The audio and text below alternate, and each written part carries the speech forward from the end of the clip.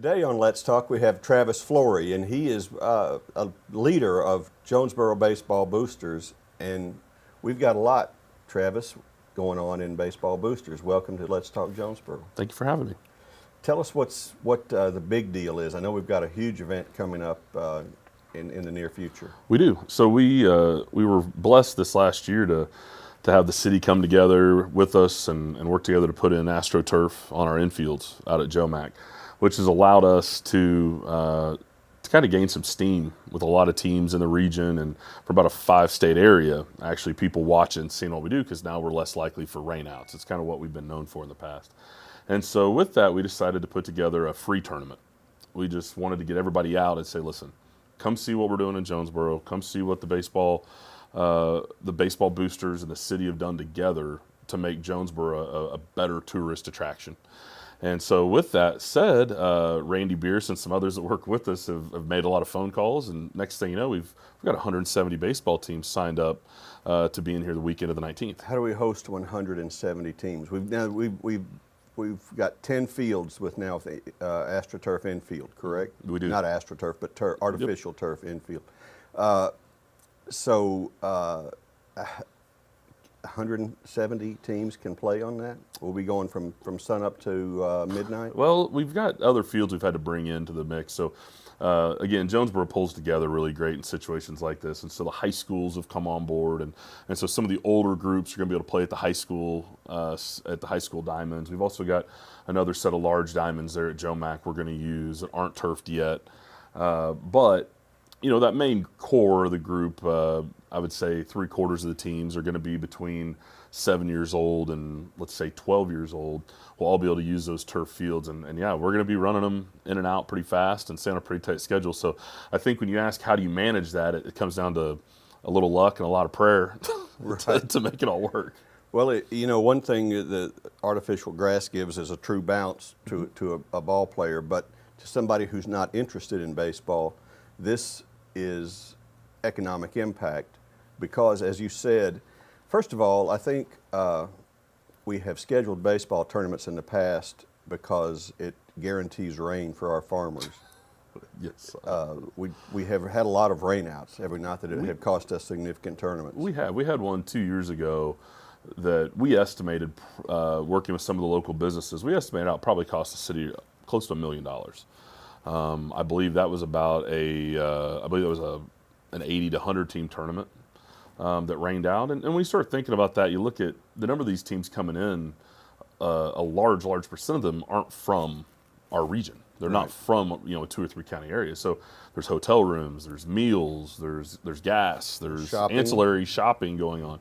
And so when you start thinking about all the impact that has, and more importantly, what I look at it is it also allows us to drive people in that allow them to see Jonesboro for the first time and to see it in a great light. And there's a lot of regions, I think, around Arkansas and northeast Arkansas, when people come in and they see what we have to offer, it's a place they want to come back to. And I mean, they want to come back here and spend money in the future and come see the sites. And we have a lot to offer. So the trick is, how do we get them in here the first time? Right. And this turf is a great tool to do that. And so it was an investment on the part of the city, but the big picture is to turn it into a net gain. Yep. And but you guys with the boosters have been doing a whole lot of work already because we've got a lot of fields. Joe Mack Campbell is crowded and busy on the weekends, and it takes a lot of work. How many volunteers do you have? How many people work with you? Oh, Lord. On a given weekend, we'll have anywhere from 30 to 50 people, bare minimum, to have to make this thing work. We also bring in, if you include all our umpires and stuff, we're going to be well over 100. But at the end of the day, what it's about is we bring people together, some in paid spots, some volunteering. But more importantly, they're here all for the common purpose, which is, A, to let these kids have a great time, but B, to make it an enjoyable experience for people that come and participate. And so when you look at what the boosters do, I mean, we also run the league in town. So in essence, you've got upwards of 1,000 players, 800 to 1,000 players on a weekly basis that are playing baseball in Jonesboro that come from many different areas. It's not just all Jonesboro people, but We bring those kids in. We play during the week, and then on the weekends, we're going to hold. Hopefully, going forward, now that the turf's finished, we'll be able to hold 5 to 8 tournaments in the spring or summer a year, and then we'll also be able to hold an additional, say, 4 to 5 in the fall. That'll allow us to get the usage and again bring these teams in and start generating revenue in the local economy. And I know that everybody appreciates that because that creates sales tax revenue, which allows us to do things for the city to keep it safe and keep it cool. But you brought up something that you said the word parents, and Little League parents doesn't always have the most positive connotation, I would say. What do you do to make sure the parents understand this is not the AL East? I think you try to talk as much as you can, and you try to make sure and educate them and understand there's not going to be scholarships given out this afternoon after 7-year-old games are over. However, a lot of people have competitive spirit. We know that. They get excited to see their children do well and be successful. So one of the things we do is we try to keep a really strong presence at the ballparks with our board members and things. And so when there are issues, we try to beat them head on. We try to sit down with people, and usually it's funny how quickly somebody will come back and be like, wow, I just made a total fool of myself. Or, oh, is that right? I really shouldn't have handled it that way. And so I would say top to bottom, we don't have a huge issue on our weekend tournaments. Typically the vitriol's all between the parents and the umpires, but we try to keep them, split the best we can. But like I said, we try to talk to everybody and reassure everyone that this is really about the kids, and it's about having a good time, and it's about the kids learning the game of baseball. You can do a lot in practice, but there's a lot that you can only replicate in games when it comes to the sport of baseball. And so, as the summer heat cranks in, the temperatures and everybody else gets a little fired up, and it's definitely a challenge. But one of the big things we try to do also with the boosters is, we do a lot to put the facilities. We make the facilities what they are. We put a lot of money back into Joe Mack to try and make it be a more welcoming environment. If you ever go to a tournament that's in a kind of a dingy facility, I think that kind of breeds a little more anger. And so we try to do some things where, the park staff does a great job of keeping it clean, obviously. It is clean. But we do other things where, we're trying to get the concession stands in the right spots. We have the food that if people want to stay, they can. We've got batting cages out there the kids can use. This year the city and us both went together and we built some really great pavilions out in the corners that allow the people. They've actually got charging stations in the posts where they just plug in their cell phone, maybe go play a game, just relax for a minute rather than everybody having to be so cooped up with one another. And so there's things like that we're taking this money and we're reinvesting in the facility to hopefully curb some of that in the future. It gets nicer every year. I think that it shows the work that you do. Travis, I know things are already getting underway, but tell us how to sign up your children to play ball with Baseball Boosters. So Jonesboro Baseball Boosters has 2 sites. We have a tournament site, and then we also have our E-Teams site. Parents can go on there, and we have a whole registration process also through Jonesboro City's website that'll take you to it, a link to it. They can sign up. USSSA website is also available. For softball. For everything. For both baseball and softball, to sign your teams up for our local tournaments. One of the things we've got going that I'm also a part of is we've got the Rawlings Tigers starting here in Jonesboro. That's 10 teams right now that we're able to commit to every tournament, which also helps drive other teams to it. So the more local participation we have, it drives other teams. They want a piece of that competition. They want to play against Jonesboro teams, and they want to play against top flight talent. And so we're able to provide a lot of that in one place, and we've got great facilities. It really drives everybody to Jonesboro. What's this going to mean for us down the road? How does this continue to impact us as we go into future years? Sure. So I think the big thing with this is going to be the evolution of Joe Mack itself. What do we want it to be, and how do we get there, right? So one of the big things is this turf project was really just, we're scratching the surface of what we can be. When you go through it all and you look at it, the next step is obviously to turf the large fields, right? And then we also want to turf outfields. We want to go everything turf, zero maintenance. There's some park beautification things we would like to do, adding trees, and making it more viewer friendly, you know, adding trees in the outfield, breaking down the wind a little bit, things like that we can do over the next 5 to 10 years that'll really make Joe Mack a one-of-a-kind type facility that drives people in from long distances consistently. Right now, we've got the type of facility where we can drive people in once or twice a year. But when we start looking in the future and looking at how do we get indoor type facilities built in the future to drive people in here in the winter, we can start making this a year-round tourist destination for youth sports, which, you know, youth sports is only about a $10 billion a year industry. So That's all? that's it. It's small. So when you take a small piece of that, bring that to Jonesboro, it could have a huge impact.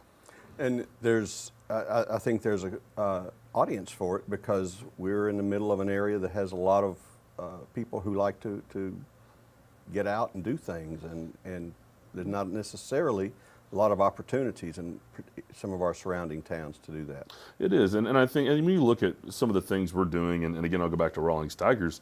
You know, the Rawlings Tigers group in their first year, I mean, we're going to have, we'll have players from 16 different towns that are coming to For one Jonesboro team. to play for one team, and so it's not really, it is Jonesboro based, Yeah. but it's really a Northeast Arkansas That's very cool. opportunity to bring everybody in, get them on the same team, everybody playing together, everybody going after a common goal. And I think what you see in Arkansas, what we offer in this area is, we have great climate. However, we have two things. We do have some tough winters, and we also have tough springs for field sports, right? Right. Our weather patterns just don't align. And so the ability to be able to bring people in year-round and drive this business alongside ASU and what they're doing, I think really opens up a huge opportunity for our city in terms of growth, financial growth, but also to expose people to what we are and what we do here. That's good. That's good. Tell me any last thoughts you've got about youth baseball in Jonesboro? Yeah, I think youth baseball in Jonesboro is a great thing. I think it's a great opportunity for all kids of all demographics and backgrounds. Baseball is one of the few sports in the world that, if you want to play at the next level, high school level, college level, it's a sport that offers that. There's so many different levels of baseball, and there's 20 guys on a team. So it's just the numbers alone give kids opportunities. And so one of our big goals, and one of the things I'd like to tell people is, get your kid engaged, get them involved, and let's make it fun for them. And let's give them an opportunity in the future to really be able to share that outdoor activity, which is becoming harder and harder to find. Let's share that outdoor activity with our kids and keep passing it generationally to where, you know, there's some kids like myself that comes from a real tiny town. It was my way out. It was an opportunity to bigger things. And I think there's some opportunities there for kids, but more importantly, it teaches accountability and responsibility, and more importantly, it teaches teamwork and social skills. And here's the thing, though, we've got a lot of people. You know, you can't afford to spend a whole lot, and if what type of costs are associated with playing ball, and are there any programs to help those who might need assistance? Sure.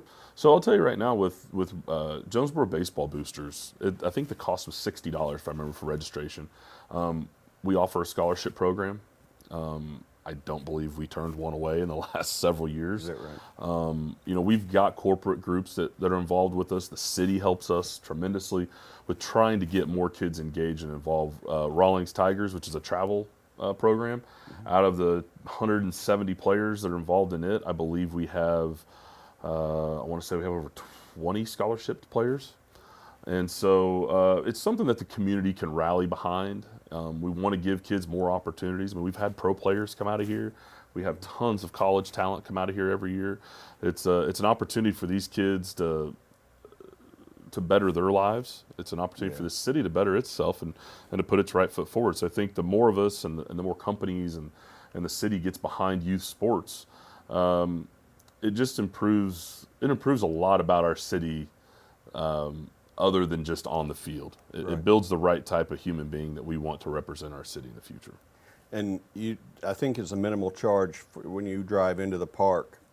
That's that's money that you guys put back into the program. That's what funds the program, correct? Correct. That's not a profit. Correct. For No. So when you the city or anyone else. No, when you come into the park and they charge, I don't remember if it's $4, $3, whatever it is now.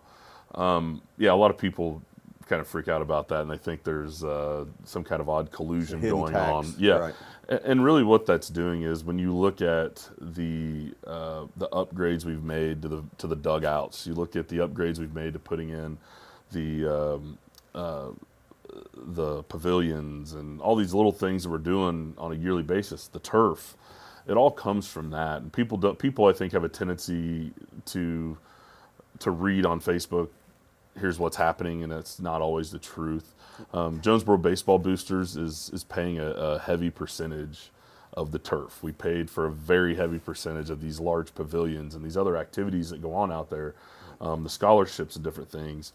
And so people need to understand that, at the end of the day, Jonesboro Baseball Boosters is a nonprofit. Right. And number two, everything we're putting out there is going directly back into that facility to make the game safer and to make the game more fun for our kids. Yeah, very good. Travis, thank you for taking the time to visit with us on Let's Talk Jonesboro. Sir, thank you very much. All right, bro. Appreciate you taking the time.